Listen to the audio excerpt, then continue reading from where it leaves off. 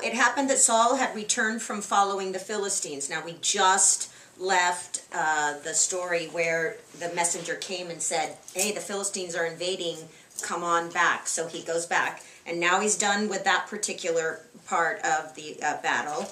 And it was told him by some of these tattletale people that continually run around and rat out David everywhere he goes, and said, hey, take notice, David is in the wilderness of En-Gedi. Now, in your last packet, I gave you a lot of information on En-Gedi just so that you would have an opportunity to look at it. Some of them came out really dark. I don't happen to have that one in front of me. Let me grab it. You'll see, you can see in some of your pictures the beautiful water, the waterfall that was in there. The that's showing a water source. There is the circle on this one that I gave to you. You notice there's an area circled. That shows you, Sherry, you were asking about the mountain, that's the mountain range, and that circle is the area of where they would be. You can see from that bottom one that it was pretty desolate. It is a lot of goats, even today, when you go to En-Gedi. Mountain goats everywhere. They're so nimble. They just climb up these straight up and down rocks. It's so amazing to watch them go there. And then I had the one that was the mountains with the caves. You can see the little holes where people would go in into these craggly, rocky sides of these hills, and they would go in there. Shepherds take their sheep in there. People go in there and hide. Fugitives, outlaws, people on the road, homeless people, whatever, they would go in there. This one I wish had been a little bit lighter so you could have seen it better. It's one of the very large caves in En-Gedi, and you can see by the openings, it's like a house. It would be like being in this room, you know, or in my house, in the crevices of it. Certainly large enough to hold a large number of people. And these caves still exist up there today. I think that's most of it. Yeah, and then just the map showing you in Israel where these places are in there. So that's sort of the En-Gedi area that I wanted you to be familiar with. And so that's where David is now, also still trying to hide out, trying to travel with this. Saul knows he's in En-Gedi, and he takes 3,000 chosen men from all of Israel. Okay, so I think earlier I said he had 3,000 going up the mountain. I'm sorry, I was thinking of this. The 3,000 going up to from all of Israel, and they go to seek David and his men on the rocks of the wild goats. Not surprising there would be rocks named that, since there are wild goats everywhere. Seems reasonable to me that they would choose that name. And they go up there to get him. So if there are 600 men with David, 3,000 ought to take care of that, right? That's I mean, he's not taking any chances that David is somehow going to slip out of where this is. He is taking chosen hunters, chosen warriors with him. Verse 3, so he comes to the sheepfolds by the road where there was a cave, and Saul went in it to attend his needs. In the Hebrew, the terminology is actually cover his feet, which is a weird idiom that has that scholars debate on the two meanings of it. The two suggestions that it would be is, one, Saul went in to take a nap. That he went in to lay down, take a little nap, a snoozer, and so then when the incident happens with the cutting of the robe, Saul's asleep, and that's how that happens. If you go back and look at the covering of the feet, it also is an idiom for using the bathroom. So this translation of attending his needs is going in there, doing his business in there in the recesses of the cave. For me personally, that's the one that I believe that is more correct, for one reason, that Saul is frantic to get David. Why would he go in and separate from his men and lay down and take a nap in a cave while his men... Now, if you have to go to the bathroom, that's another story. You're going to go in and take an area that's private, quiet, dark, situated away from everyone else and attend to your personal needs. And so I believe, which, by the way, if you look at the picture that I included on this, is how that's the one that I looked for. I have to tell you, for every picture portraying that version of it, there's 10 that portray Saul asleep. Yeah. And so I think what's happened is that's an old teaching, that Saul was asleep in the caves, and throughout as often we see, how many times have we seen it in the past? It just gets carried down into where people don't think any other way. And since one great commentator said that's what it was, they all say that's what it was. So it took me a while to find one where Saul's actually sitting up. It would be easier to sneak up on someone who was asleep. It would, and that's why it seemed to make sense to them. However, as we move along, there's going to be some things we can add to that to show there's really no reason to get locked into that. And I think that that's what people did. The most important is Jewish scholars tell us that the idiom in Hebrew, covering of the feet, means attending to your personal biological needs that you have in there. Covering of your feet? Yeah. Splashing them. The covering of the feet, the covering of it actually means the covering of the whole private area to where you are protecting yourself with your robe or whatever. I actually read on one of them said you cover your feet because of the mess. You know, when you're out camping, if you've ever done that, your feet can get splashed. You know, I don't know. I don't want to get into it too heavy, but let's just, imagine that's what Saul's Maybe doing sitting down. in there. Yes, absolutely. And in our picture, that's what he is. I always So, wonder, I'm sorry. go ahead. No, please. I always imagine, okay, he's sitting there, and these guys are discussing in the cave, oh, the Lord's delivered him to you. So there's this conversation going on, and then he's able to sneak up on Saul without being heard. And I don't know, I'm just thinking, that just is, Yeah, it seems odd, doesn't it? Odd, Okay, yeah. so let's move on a little bit and see if we can look at some of this. So if he is in there, he is attending his need. David and his men were staying in the recesses of the cave. So this is a huge cave, as we've talked about. They're way back in the back. And so imagine this too, I was thinking about this, is that their eyes have become adapted to the darkness of the cave, and they're looking outward, and so they see the silhouette of what's coming in. That's a far better visual than if you are in the daylight coming into the darkness of the cave. You're not going to see what's going on in the recesses back behind you. That's going to take you a while. So just the physical part of coming in and going out of the cave, that's going to make a difference in what you see there. And the men of David said to him, "This is the day of which the Lord has said to you, behold, I will deliver your enemy into your hand, that you may do to him as it seems good to you." Now, I have found no scripture that tells us that's what the Lord said to David, but they're saying here, what they're actually telling him is, it's got to be.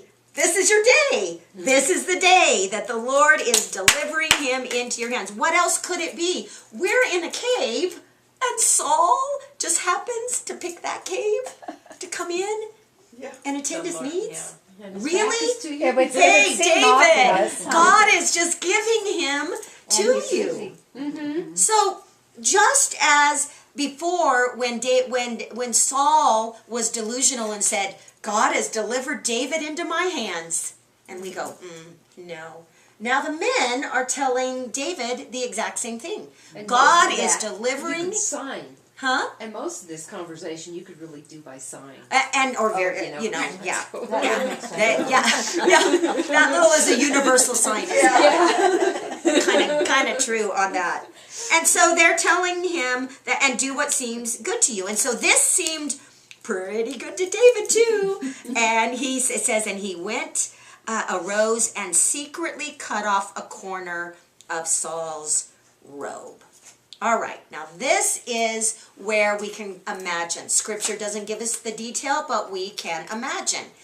If Saul has an outward robe, which is what this word insinuates, this is a robe. This isn't the tunic. This isn't any of that stuff that you would wear. This is your robe. So if this is a robe and you're going to go to the bathroom, what would you very likely do? Take it off. You might have taken it And off, laid it on a right? rock. Laid it on a rock because it's Yeah. going to be long and dragging. Yeah. And you're going to lay it right there on the rock while you're taking care of your needs. So when you say, well, how could David sneak up on him when he's that close to him? That makes Could have been a more sense. distance away. What if Saul is a distance away doing his business Yeah. and the robe is right there?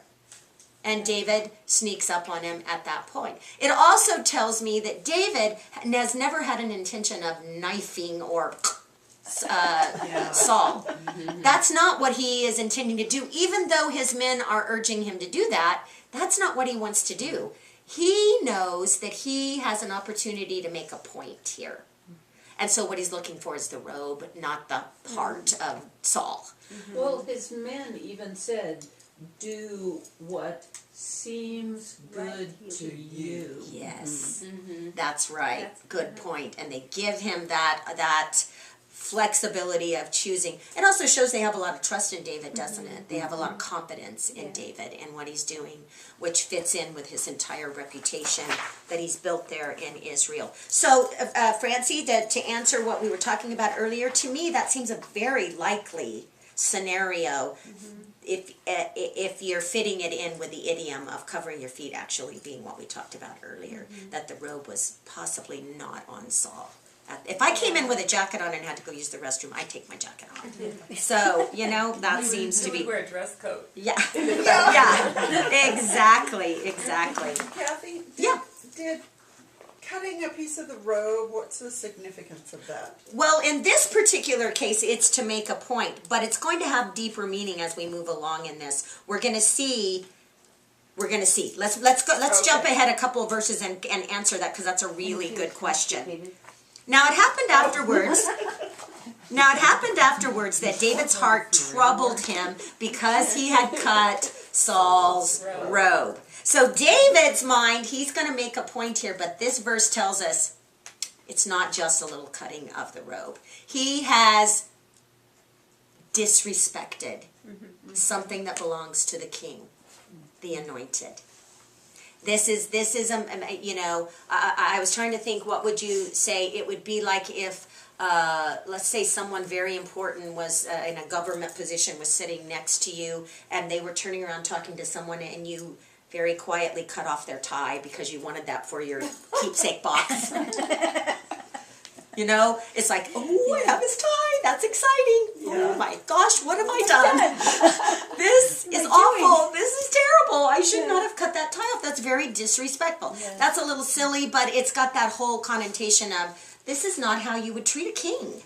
You would not disrespect the things that he owns. And David's conscience is tender enough that even doing this small deed, when he had the ability to kill Saul, even doing this small deed, he recognizes something very important that we're going to see in the next 2 chapters, and that is David does not need to avenge himself.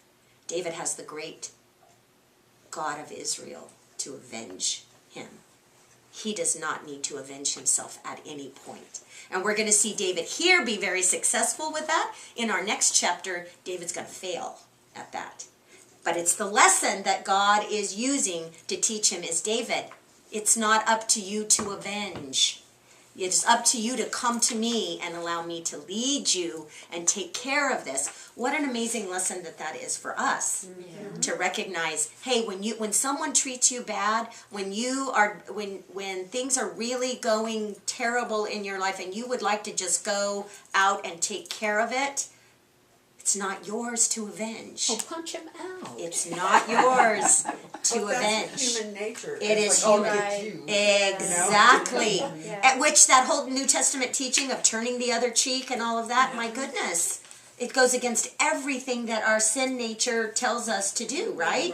And so David, surely he's a man, he's just a human man. He has some of that boiling up in him. Next chapter again, spoiler alert, we're going to see that. And so here it is, David's being taught, you don't need to avenge.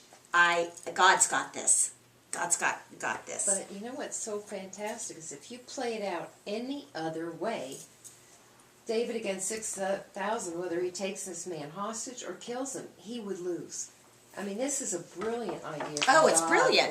Absolutely. Any other way, he'd be dead. Absolutely. This plan is going to work out beautifully. We have the benefit of seeing it in its totality. We see the whole thing, the entire story. David's living it minute by minute. Yeah. And seeing how this is going to play out. So it happened, his heart was troubled because he had cut Saul's robe, that disrespect that he showed him. And he said to his men, "The Lord forbid that I should do this thing to," look what he calls him, "my master, the Lord's anointed, to stretch out my hand against him, seeing that he is anointed of the Lord." And so, if he hadn't done this, they would keep hunting him. If he'd let Saul go, I mean, no other way would have worked. You're right. And so, and the reason that his conscience is now kicking up in all of this is because this is the Lord's anointed. God anointed Saul through who? Which prophet? Samuel. Okay, and so he that's when it says he's anointed of the Lord. Through the Lord's prophet Samuel, Saul was anointed. So if Saul is going to be taken out of that position, there is only one person that can take him out. God, the one who put him in there. So even though David's been promised years and years ago that he was going to be the king, and even though Jonathan knows that he is going to be the king, and even though the people all seem to know by now that he is going to be the king, he says, this is not mine to take. God put Saul in there. God will take Saul out at the proper time if that's the will of the Lord. And in the meantime, my job is to respect my master, respect my king. He is anointed. The reason why that is so remarkable is because Saul has behaved so badly. It leads us to that understanding of God's love for us that is unrelenting, not because we are good, not because we are perfect, not because we do not make mistake, not because of any of that, but simply because he has chosen us. Yeah. We are his anointed. He has chosen us to be, and so because of that, it's that same idea that Saul, it was chosen of the Lord, so he deserves the respect, regardless of his behavior. And that's tough. And it's something maybe in our circle of things that are going on in our world, it's good to it's good to think about. It's good to think about. If you believe that God is moving and shaking and doing, then in however long and in whatever way it takes, God's in control, right? And we rest in that. So he sees that, and he restrains his servants with those words and did not allow them to rise against Saul. And Saul got up from the cave and went on his way. So evidently, in verse 7, David's men still want to take care of this, right?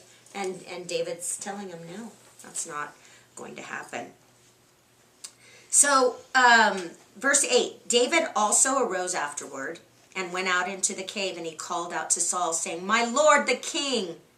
And when Saul looked behind him, David stooped with his face to the earth and bowed down. My goodness. That's showing humility, isn't it? Can you just see that picture of Saul getting up, sauntering out, and David coming after him and calling him? Saul stopping. This is the man he's been looking for. This is David. Yeah. Well, when you think about what he was just doing too, and had no idea these men are behind him. Yeah. That he was in such a vulnerable position. Yes, absolutely. To realize exactly where he's been with that.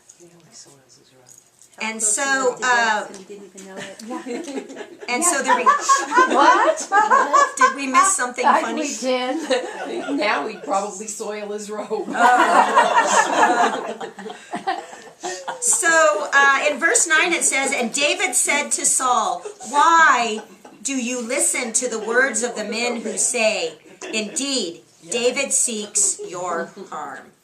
Okay, so David says, why are you listening to the people who keep coming to you and telling you that I am after you, that I intend to harm you? So the story that's whipping up is not Saul is after David to kill him, but Saul is defending himself against a would-be assassinator. David's reputation amongst these advisors that are planting seeds in Saul's ears are, he's trying to kill you and take your position. They're whipping up that anger and they're keeping that going. And that, to me, when I was thinking about that, I was thinking, isn't it true that there are always those who do that? A pot stirrer. Those people who see a division and rather than being the peacemaker, rather than being the one who steps in and tries to make concession or unity or whatever, they'll pick a side and whip it. And Or whip it even up. just be quiet if it has nothing to do with them. Yeah, yeah. Well, that's just unheard of. Yeah. Human nature is. Yeah, it's just amazing to me that people are people no matter what era of history they are in, and we see these people today that Daily. take a situation and just whip it up and continually cause this strife in what's going on. So look, this at verse 10. Look. This is David talking to Saul. This day your eyes have seen that the Lord delivered you today into my hand in the cave, and someone urged me to kill you. But my eyes spared you, and I said, I will not stretch out my hand against my Lord, for he is the Lord's anointed. And so now he's telling him, here's what happened. You were just right in there. People were wanting me to kill you, and I said no. And Saul knows that that's true. And it says, moreover, my father, verse 11.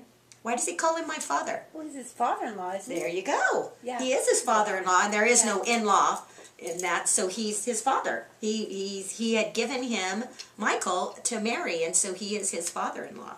It says, moreover, my father, see the corner of your robe in my hand. For in that I cut off the corner of your robe and did not kill you, because of that, know and see that there is neither evil nor rebellion in my hand, and I have not sinned against you, yet you hunt my life to take it.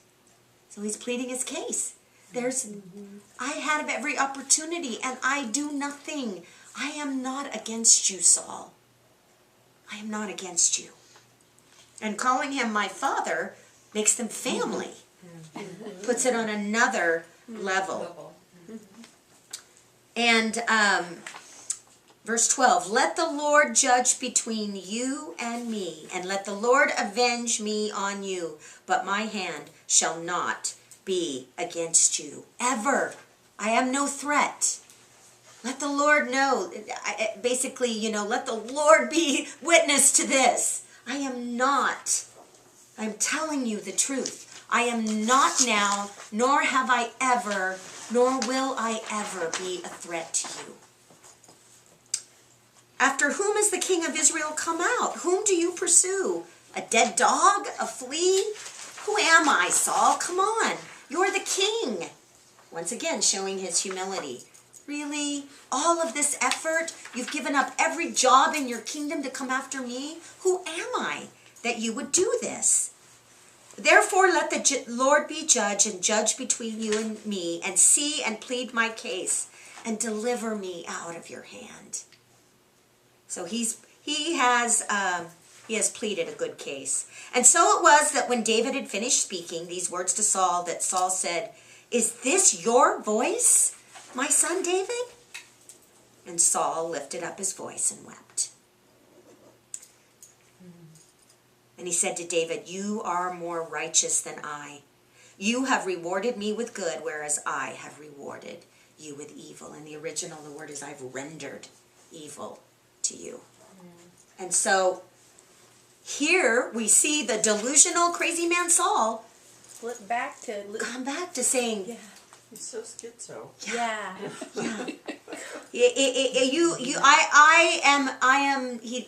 I have done everything bad and you have done everything good. And you have shown this day how you have dealt well with me. For when the Lord delivered me into your hand, you did not kill me. For if a man finds his enemy, will he let him get away safely? Of course, that's rhetorical. No. Therefore, may the Lord reward you with good for what you have done to me this day. So, either Saul has really changed, or he's so scared, he is just out of his mind with the knowledge of what could have happened. Either way, he recognizes David's righteousness and how he has treated him. And now I know indeed that you shall surely be king, and that the kingdom of Israel shall be established in your hand. Now, did Saul know this before? He was told that before. Early on. Yeah. In our very earliest chapters. Yeah. When the kingdom was taken away from him. First his house was taken away from him and said, your sons are not going to follow you. Then the kingdom was taken away from him. And then he said, there's someone else more righteous than you that I'm going to be giving this to. So Saul knew. Then there's a lot of confirmation along the way he did. But here we see him say the words, you will be king. Therefore, swear to me now by the Lord that you will not cut off my descendants after me, and that you will not destroy my name from my father's house. Where have we heard that plea before? Jonathan. Okay. Same thing. And why is that so impressed on their minds, Jonathan and Saul? Please don't destroy my entire household. Why? Because it was customary Okay. for them to do away with the former. That's right. And the reason for that, so that there could be no usurpers come and try and take the throne back. So the customary thing was when a new family took the throne, you just slaughter everybody. This seems to be something David would never do anyway, but it seems to be the norm. Debbie, do you have something? Well, yeah, but I was wrong in my thinking, because the line of David doesn't come through Michael; it comes through Bathsheba, right down. Yeah. So, And so it was the common, usual thing to do, and it was what was on the mind of both Jonathan, and it was what was on the mind of Saul. And it seems like that it is reasonable that they would ask David this question, to make this promise. And so David swore to Saul. Swore what? The same thing he swore to Jonathan. Mm-hmm. He made the same covenant with Saul that he made with Jonathan. And Saul went home, back to Gibeah, where he's from. But David and his men went up to the stronghold. There were numerous strongholds mentioned here. Maybe it was En Gedi, back up there. I'm not 100% sure. But one of those places that we've just read about where they had some security and privacy of where they could go. My question to you on this last verse is, why did David not go back to the palace with Saul? Trust him. trust him. No way. Trust. For spears to be thrown at him. Okay. So he knows that although Saul is saying all the pretty words and Saul is making all the right gestures, and that David on his end is making all the right concessions, does he trust Saul? And the men would never have gotten along either. But it's interesting, you wonder if all of these men were witness to this oath, it would make the transition so much smoother later. That's Yeah. a lot of witnesses to Yeah. see what's happening. Yeah, it absolutely would be, and we're not told any of that. I do think that this is a perfect example of how there can be forgiveness, but that trust is earned. Mm-hmm. Because I believe that at this point, David was willing to forgive Saul for all that he had done, all those attempts on his life, the separation from his family, the separation from his wife, the separation from Allah. He was willing to forgive for all of that, but he still held back because he did not trust Saul at this time, which is a wise thing, right? Mm-hmm. You would think you would not trust him. Well, and Saul gave, Michael another husband. Okay, you're jumping ahead though. Okay, We haven't sorry. got there yet. All right. So So that is our story on chapter 24, and again, it just tells us now a little bit more about the heart of David. We see him, we see what David is capable of doing on the good side, and so now we're going to go to 25, which is another story on how